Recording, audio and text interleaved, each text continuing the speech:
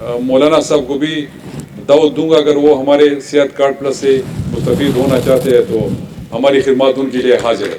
तो ये भी तहरीक बाइयों की तरफ से उनको ऑफ़र हो सकती है। वज़ीर आला खैबर पख्तूनख्वा महमूद खान ने डेरा इस्माइल खान और टांग से सेहत इंसाफ कार्ड की फरहमी का आगाज़ कर दिया है।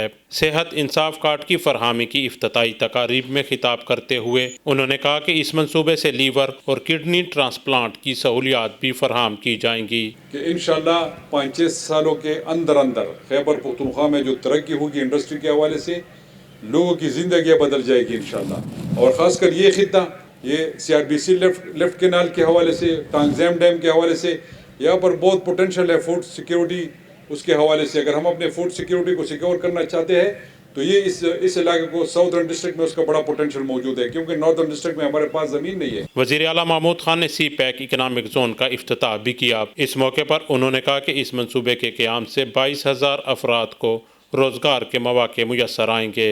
यहाँ लोग रोज़गार के लिए आएंगे इंशाल्लाह। जो हमारी प्लानिंग है इंशाल्लाह इस तरह होगा, जब आप एक काम करना चाहते हैं तो एक पूरी प्लानिंग करनी पड़ती है, उसके बाद फिर आपको फील्ड में जाना पड़ता है। वज़ीर आला ने टांक और डेरा इस्माइल खान में नई एक्सप्रेसवे और मोटरवेज के क़याम का ऐलान करते हुए कहा कि इन मंसूबों के क़याम से इलाके में तरक्की और खुशहाली के एक नए दौर का आगाज़ होगा। कैमरामैन मोहम्मद आमिर के साथ मोहम्मद इरफान मुगल, ARY न्यूज़, डेरा इस्माइल खान।